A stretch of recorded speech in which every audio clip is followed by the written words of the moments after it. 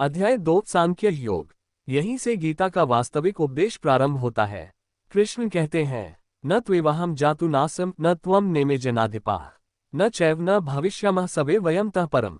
न तो मैं कभी न था, न तुम कभी न थे, न ये राजा कभी न थे, और आगे भी हम कभी नष्ट नहीं होंगे। जीव आत्मा अमर है, शरीर नाशवान है, मृत्यु केवल वस्त्र परिवर्तन है। वासांसी जीर्णानि यथा विहाय नवानि गृह्णाति नरोप्राणि तथा शरीरानि विहाय जीर्णानि अन्यानि संयाति नवानि देहि। जैसे मनुष्य पुराने वस्त्र त्याग कर नए वस्त्र धारण करता है, वैसे ही आत्मा पुराने शरीर को त्याग कर नया शरीर धारण करती है। अध्याय 3 कर्म योग। कृष्ण कहते हैं, कर्मण्येवाधिकारस्ते मां फलेषु कदाचन मां कर्मफल हेतुर्भूर्मा ते संगोस्त्व कर्मणि। हे अर्जुन, तेरा अधिकार केवल कर्म करने में है, फल पर नहीं। तू कर्म कर, परंतु फल की चिंता मत कर। उंगली से दाहिनी ओर इशारा यही जीवन का सबसे बड़ा संदेश है, कर्म करो बिना फल की आसक्ति के। अध्याय 4 ज्ञान कर्म संन्यास योग।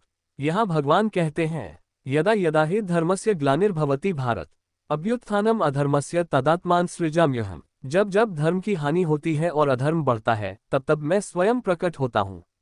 परित्राणाय साधूनां विनाशाय च दुष्कृताम् धर्म संस्थापनार्थाय संभवामि युगे युगे। साधुजनों की रक्षा, दुष्टों के विनाश और धर्म की पुनः स्थापना के लिए मैं युग युग में आता हूँ। अध्याय 5 कर्म संन्यास योग। कृष्ण कहते हैं, सच्चा संन्यास त्याग नहीं, बल्कि निष्काम भाव से कर्म करना है। अध्याय 6 ध्यान योग। यहाँ भगवान योग का रहस्य बताते हैं।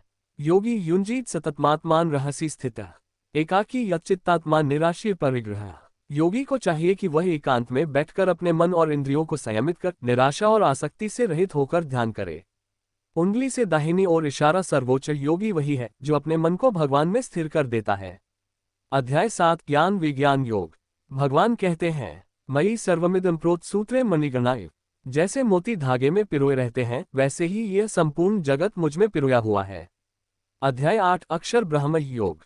मृत्यु समय जो व्यक्ति भगवान का स्मरण करता है, वही परम गति को प्राप्त करता है।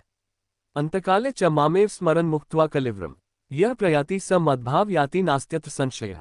जो मृत्यु के समय मुझे स्मरण करता हुआ शरीर त्यागता है, वह निश्चय ही मेरे धाम को प्राप्त होता है। अध्याय 9 राजविद्या राजगुह्य योग। यहाँ भगवान कहते हैं, अनन्याश्चिन्तयन्तो मां ये जनाः पर्युपास्ते तेषां नित्याभियुक्तानां योगक्षेम वहाम्यहम्। जो लोग केवल मेरा ही चिंतन करते हैं, उनके योग क्षेम की रक्षा मैं स्वयं करता हूँ। अध्याय 10 विभूति योग। भगवान अपनी विभूतियां बताते हैं। मैं सूर्य में तेज हूँ, चंद्रमा में शीतलता हूँ, अग्नि में ऊष्मा हूँ, जीवों में जीवन हूँ। अध्याय 11 विश्वरूप दर्शन योग। कृष्ण अर्जुन को अपना विराट रूप दिखाते हैं। संपूर्ण ब्रह्मांड उनके भीतर दिखाई देता है। अर्जुन भय और भक्ति से भर जाते हैं और कहते हैं, हे प्रभु, आप अनंत हैं, अद्भुत हैं। मैं आपको बार बार नमस्कार करता हूँ। अध्याय 12 भक्ति योग।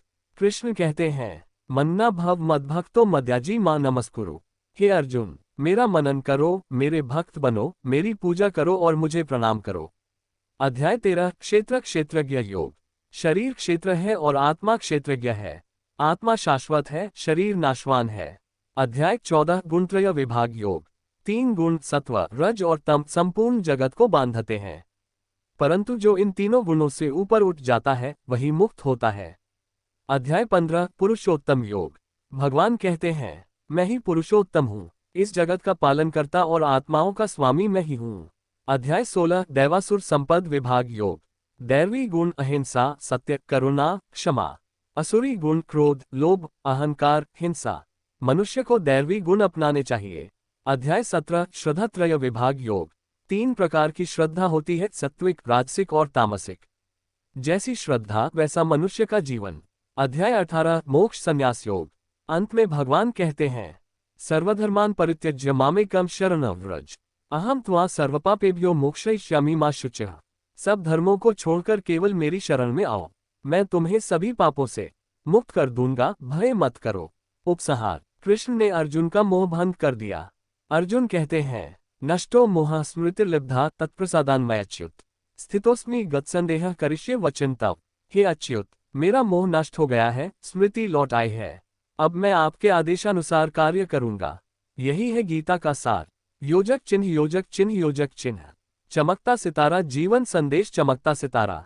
आत्मा अमर है, मृत्यु केवल परिवर्तन है। निष्काम कर्म ही धर्म है। भक्ति, योग और ज्ञान का समन्वय जीवन का पथ है।